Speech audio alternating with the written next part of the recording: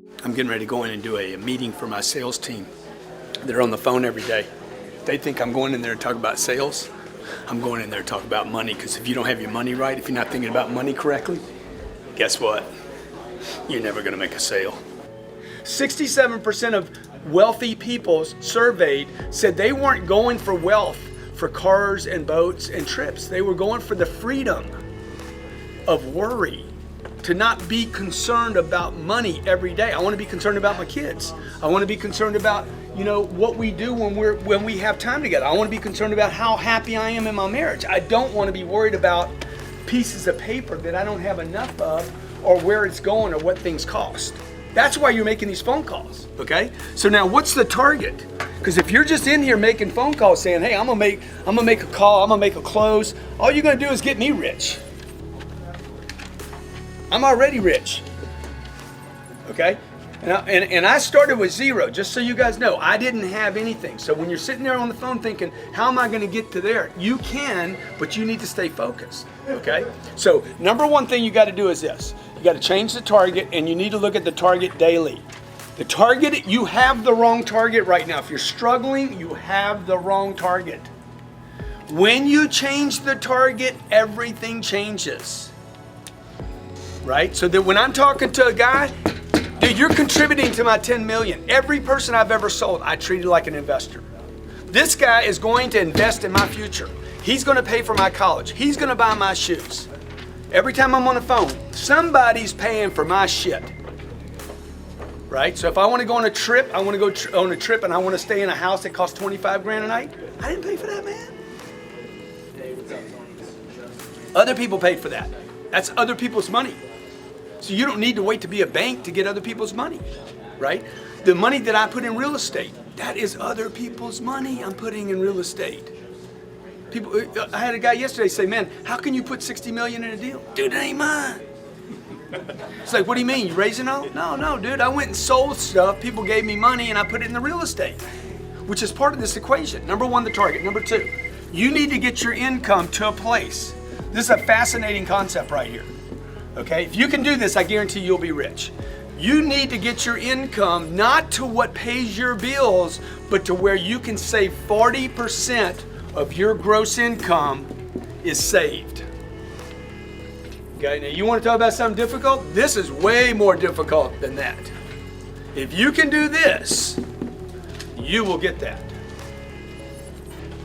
All right, so when you sit down and do the math, what would it take for you to save 40% of your income? So watch what happens. If you make $10,000 a month and you want to save 40,000 of it, you would pay yourself first. The government doesn't let you do that. They don't trust you. They're like, no, get that money from him first before he blows it. We know he's going to blow it. Okay? We know the IRS is going to they're going to withhold probably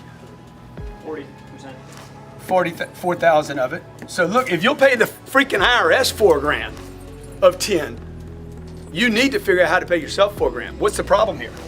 You got to live on 2. So just keep doing the math out. This is the math you need to do with your spouse. You need to keep working it out until you're like, he's like, let's go buy a new car. Yeah, we ain't got any money for a new car. That's why when I was 35 years old, no one knew that I was a millionaire. Nothing had changed. I was still running with shit shoes, buying $40 shoes and working a shirt out as long as I could. And like, nobody saw, I didn't have fancy cars. I'm driving a Camry with $1 million in the bank. Because I was using this, okay?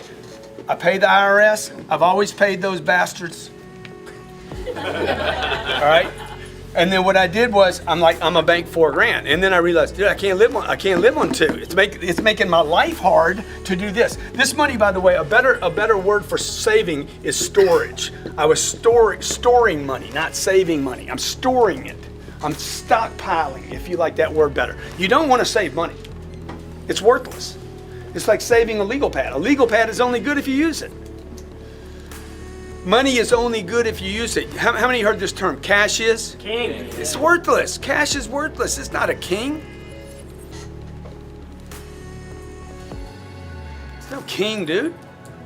Like cash is not king. Cash is shit. It just sits there and dies. or you lose it. If you leave money in this storage account too long, guarantee you it will disappear. It always has in your life. If you look back over your life, the longer this money sits in storage, Pablo Escobar, was he the drug king? Yeah. That was his biggest problem. Mold, bugs, somebody steal it, rats. You don't want to leave it in storage too long because it's going to zero. All cash goes to zero. All right, so now when you do this math, you're like, dude, how much money do I actually need? Let's kick this up to 20 grand. At 20 grand, what happens? You're saving 8. Storage. You're paying 8. And now you can live on 4. See, now this is the right way to do a budget. You make 30,000. 12's going to storage. 12's going to the IR and the S. And that leaves you with 6. So now you can start seeing, dude, you got to be somewhere north of 300 grand a year. This is what they don't teach you at Harvard. You got to be somewhere north of 360 a year before you even have money to live on. Unless you're just, you're a dreck. You're just an irresponsible human being that's, not storing money away for the future. Okay? Now you're saving 12 grand a month. That's $144,000 in 1 year. In 10 years, that's $1.4 million. In 10 years, you're a millionaire stored. Okay? So second thing to do, you gotta keep playing this 40% game. You guys need to be heavily money motivated from a survival standpoint. Okay, number 3 thing you're gonna do. You're gonna go broke right here and invest the storage. Storage has to get invested. The golden goose is only good if she lays eggs. Otherwise you can kill her. Eat her for a chicken. Need eggs. Money needs to make babies, right? So your goal right here is to invest the storage money and continue to do that until this money over here, the passive money,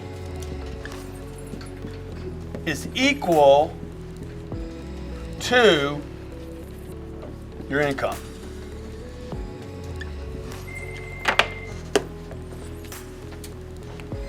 It's a tough game, man. Right? So what would I do? I'd go out, I'm gonna make 30 grand, I'm gonna store 12, I'm gonna pay the IRS, I'm gonna live on 6. In Miami, you're like, there's no money left over. But there's 6 grand in storage right now.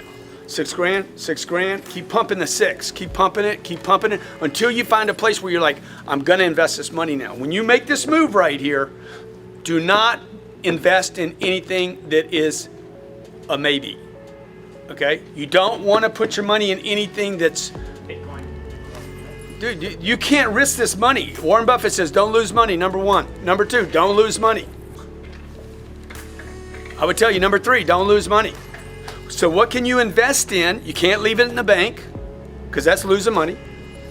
They don't pay you anything. It takes you 833 years to double your money at the bank today. 833 years to double your money at today's bank rates. So if you guys don't know this, you need to start looking at this saying, hey, at night, man, what am I doing with my money, man? Confront the beast, right? So right here, the passive income, your target right here should be my passive income now exceeds my monthly income. You just need to do the math on it. How much money would I need invested, right? So that this $12,000 I've been throwing in storage over time, Jared, where are you at? Don't you exceed your income right now? Passive income is about 11. So his monthly income exceeds his salary. That's what you're looking for right there. Not his whole bonus and everything at the end of the year, but his monthly income from the investments now exceeds his income. Has that made you more or less motivated? Extremely motivated. So it used to be like, oh, debt, man. If you got enough debt, then you'll be motivated. No, you're not. You're going to be motivated for a little while to pay your car, and then you're going to be like, shit, this game's no fun, dude. This is a terrible game. All right? Okay, so look, it's simple. Target, what's your new target? Freedom. Yeah, freedom. But let's put a number on it. Dude, your first target should be $10 million and nothing short of that. And everybody in the room can do it. Okay, I can show everybody in the room somebody on this planet that came from your situation that's banked $10 million. You don't need a degree. Oh yeah, I can show you for every case bad problem you got. I can show you somebody you trade problems. You'd be like, no, I'll keep mine. You keep yours. Second thing, you got to get your income to 40%. You got to get your income to where you can bank 40% of your income. This is the most difficult part of this in the beginning, because you're starving here until you confront the real problem. The real problem is income. Third thing is, this money, you need to stay broke with this money. You need to get this money in a sacred account somewhere where no one is going to jack with this money. I remember my mom called me once and she's like, I got this thing going on. I'm like, I can't help you. I had a bunch of money sitting aside. It's just like, it's just piling up. Can't help you. I'd violate my policy here. Okay? Let me go sell something, see if I can get you some money. No, anybody came to me for help, it was like, I'm not your guy. I'm not the bank. Can't help you, dude. I got my own shit going on here. I'm busted all the time. I'm broke all the time. This is what I got on me today. Okay? Like, I'm piling up everything right now to make another deal. Right? So that's what it means by being broke. It doesn't mean get money, blow it. It means get money, store it. Okay? Find a place that's going to go where you don't lose the money. Number 3, don't lose money. Cars, don't buy them. Lease them. Okay? Where you live, don't own it. Rent it. Don't own anything, dude. Just stack cash and wait till you can put it in something where it won't be lost. It just goes away for a while. And inflation over time, 5 years, 7 years, 10 years, one day you look up and like, okay, I didn't lose my golden egg. That thing is protected. I got a little drip every month from it. And you keep adding to that so the drip gets bigger and bigger and bigger and bigger. And then you can come to work on Monday and say, dude, I got money coming in here. I got money coming in here. But I'm broke all the time, so I got to keep replacing the game. You know, when do you get off the treadmill? Whenever you want to. Once you get to there.